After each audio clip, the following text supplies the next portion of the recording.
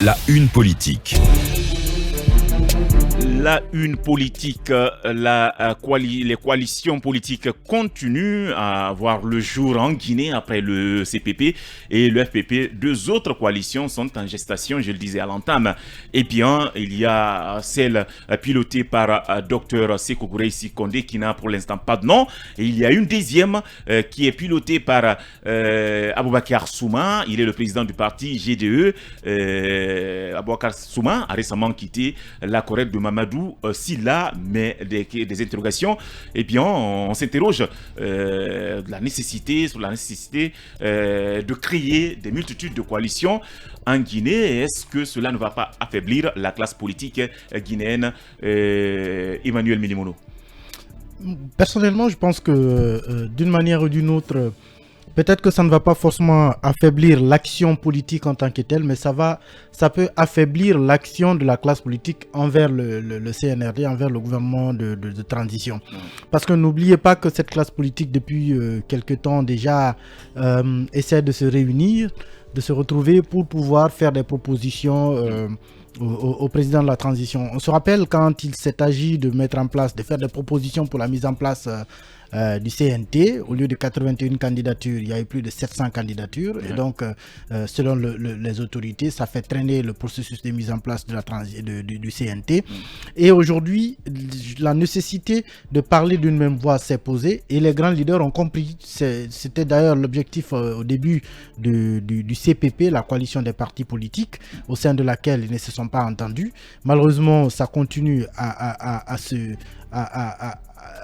foisonner encore plus parce que pratiquement toutes les semaines, on nous apprend la création d'une nouvelle coalition, d'un nouveau front ou d'une nouvelle plateforme. Ça veut dire que si jamais il faut faire un jour des propositions sur des questions qui touchent au déroulement de la transition, on aura plusieurs propositions. Alors qu'au début, l'idée était justement d'avoir une proposition globale de la classe politique. Et plus vous avez de propositions à étudier, plus vous prenez de temps, donc plus la transition va traîner ou l'opposition se fera dépasser sur beaucoup de questions. J'aimerais revenir sur un aspect important, notamment les propositions que la classe politique avait souhaité soumettre au président de la transition sur des questions de chronogramme, sur des questions de fichier électoral et tout. Encore une fois, il vient de se faire dépasser par une question très importante. Hier, le gouvernement qui annonce le recensement général de la population.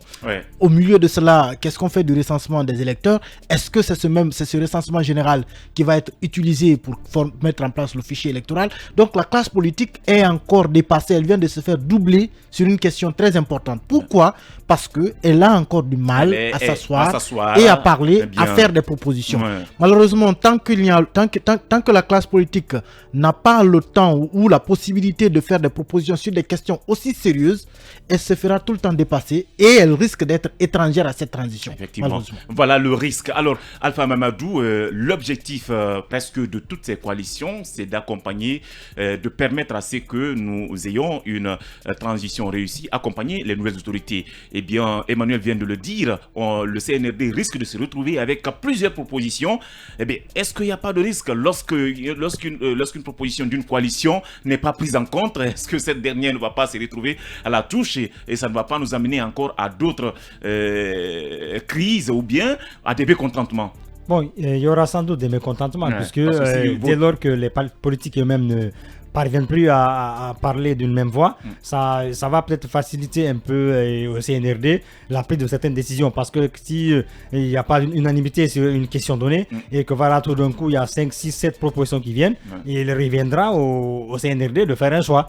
Est-ce que ce sera un choix judicieux? Est-ce que ce sera un choix qui sera profitable à ces différentes coalitions? Je doute fort, puisqu'il y a déjà une certaine opposition, ils ne s'entendent pas. Mais c'est aussi le symbole de la vitalité de notre, peut-être un peu de notre démocratie.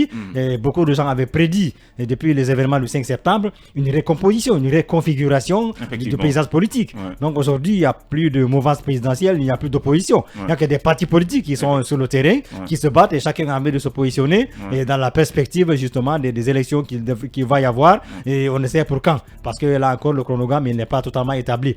Maintenant, voilà, on voit des coalitions quelquefois sorties de nulle part. Quand on voit un peu Aboubakar Souma, son parti qui n'est même pas suffisamment connu, GDE, Guinée pour la démocratie et l'équilibre. Je ne sais pas si Emmanuel connaît la signification de GDE. Ah ben oui. Et sans doute, lui-même, on lui a des confrères. D'accord, je le connais. C'est pas un petit quelqu'un. Je l'admire pour sa franchise en plus. C'est pas un petit quelqu'un. Il a été député bon, député quand même élu sous la bannière de l'UFDG qui lui a tout donné pour qu'il soit député à Dixie quand même. C'est ça la vérité. C'est ça la vérité.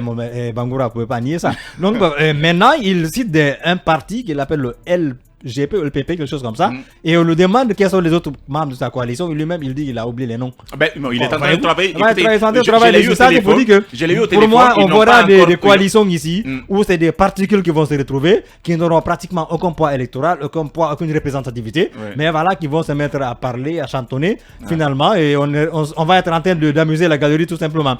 Mais j'avoue qu'on connaît qui pèse quoi dans ce pays. On connaît les partis politiques représentatifs. Ils ont participé à des élections, on a vu ici depuis 2015, 2018, les communales et locales. Mais cela ne veut pas dire qu'il faut mettre de côté ces partis politiques. Il ne va pas y avoir d'exclusion, je suis d'accord.